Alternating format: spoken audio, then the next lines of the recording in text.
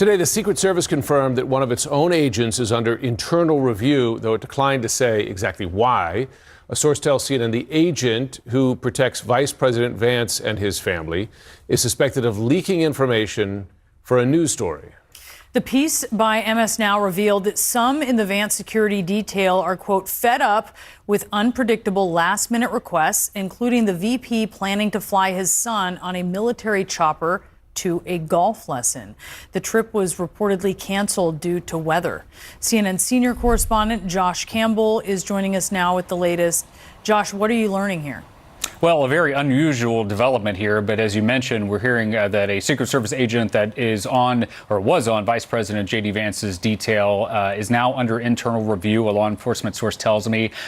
They've also been placed on administrative leave as this investigation continues.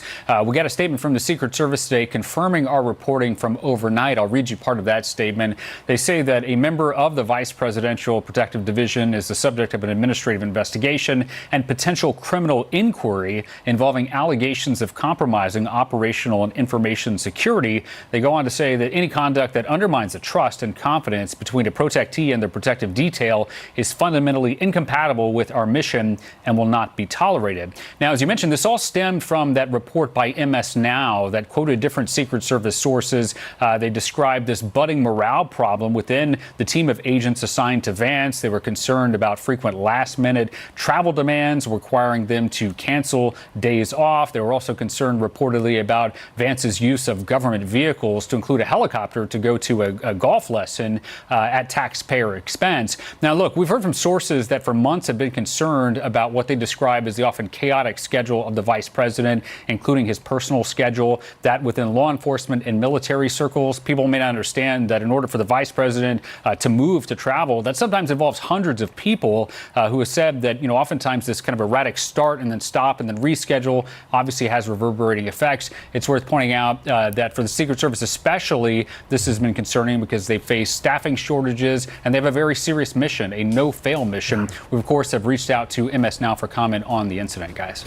Josh, are there any legitimate questions here about how the Secret Service was used here for, the possibility of travel not related to the vice president's work? Well, two things I think can be true with this story. That is, this is highly unusual to see this type of leak investigation within the Secret Service. They obviously take the mission very seriously. They have close access to the government's most senior leaders. So this is not something you often hear about. But to your point, it does raise the question, was there such concern among this team that they felt that the only option was to try to share this information? Concerns that MS Now reported that we've heard ourselves about the use of some of this taxpayer equipment for travel. So again, it does raise important questions. But of course, for the Secret Service itself that's conducting this criminal investigation, they have no tolerance for any of this. And so we'll obviously have to wait and see where this goes. We don't know if there will be administrative penalties or perhaps even potential criminal charges here. All right, Josh, thank you so much for that. Let's speak about this now with CNN senior law enforcement analyst Andy McCabe, former deputy director of the FBI. So first, Andy, good to have you here. Secret Service says the investigation involves allegations of compromising operational and information security. Based on what you know about this story, would details about a vice president using federal resources for family needs, would that qualify as compromising security? You know, technically, Jim, any information about where the vice president is going to go, when he's going to go, and how he's going to get there is operational information. Those are the operations that the detail does, right? Their operational responsibility is to protect him, to transport him, to do it safely. So yes, I think that information does fit that description. And compromising information security is just kind of a way of saying the same thing. Like he's being at least accused of sharing information that he was supposed to hold confidential. The review is being conducted by the agency's Internal Affairs Department. I'm sure that strikes fears in the hearts of any officer involved. Can you explain what that process would look like for the Secret Service? Sure. I mean, and that is, I should say that's the appropriate way to handle this. This is someone who is thought to maybe have shared operational details about his assignment, which is the vice president's detail, with the media. So that needs to be substantiated. It has to be investigated by someone. It's appropriate that it should be investigated by their internal internal affairs division or bureau, because what you're looking at here is most likely a violation of policy that could be characterized as workplace misconduct, if in fact it's substantiated. The reference in the public statement to possibly criminal seems like a bit of an overkill at this point. It's hard for me to imagine what criminal statute, even if he shared those sorts of details, it's hard to imagine how that would allegedly violate a criminal statute. There's a common thread between this case and the one involving the president's new Air Force One and how they're now going after the New York Times for confidential sources, in that you can understand the security element, right? Because you wouldn't want any information out there about how the vice president and his family travels or where or when or under what circumstances, just as you wouldn't want to expose anything that might threaten the president's safety as well regarding, well, his aircraft. However, in both cases, are there not legitimate questions, right, that the public might want to know? I mean, if you look at the New York Times case, if the jet that was gifted from Qatar does not keep the president adequately safe, is there a compelling public interest?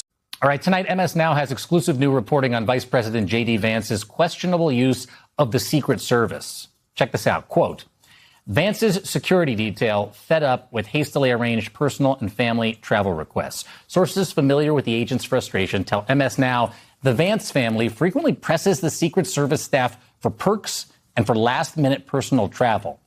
Just last Thursday, the family demanded that agents join a military helicopter crew to fly his young son to his golf lesson across town. Turns out that flight was later canceled due to weather, but they have also used the choppers to house hunt in Virginia. Operating that helicopter cost taxpayers between $16,000 and $24,000 an hour.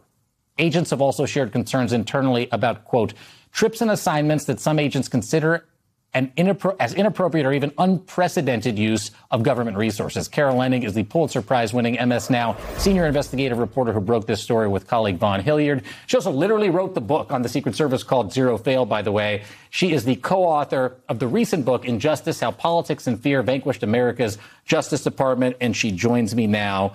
Hi. Hey, Jacob. Wow. So this is a wild one. And I'm not surprised that people are looking at this in huge numbers online right now, because the story about J.D. Vance's son's golf lesson being canceled because of the weather, yet it reveals such a larger pattern about how the vice president evidently is using the Secret Service. Is that right?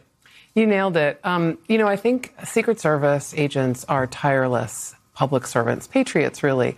I've been covering them for a long time, and they don't cry uncle very often. They don't complain. They don't, I was going to use a curse word, but I stopped myself. They just don't whine about their assignment. But the fact that they flagged me and other sources flagged me about this was the beginning of a red flag about their concern about the way they're treated by J.D. Vance and his family and how it's overwhelming and burdening them. But really, the golf lesson story is what started all of this, Jacob. A source told me that this flight on a military helicopter, what's called Marine 2, and is reserved for Vance's official trips and also some personal trips, that this was going to be used to take his younger son to a golf lesson at Andrews Joint Base. And that was gobsmacking even to Secret Service agents. And then that kind of unlocked those folks telling me more stories of concerns they have. There's an amazing detail in the story about how it sounds like they made like a challenge coin of sorts using his Secret Service code name, which is what? Bobcat? Bobcat. Bobcat. Explain that part of the story. So you should know, and I'm sure your viewers want to know too, Jacob, Bobcat is a code name for Vance that the Secret Service used. It's supposed to allude to his roots in Kentucky because it's the mascot for the high school where he lived and writes a lot about his grandmother. Here's the coin.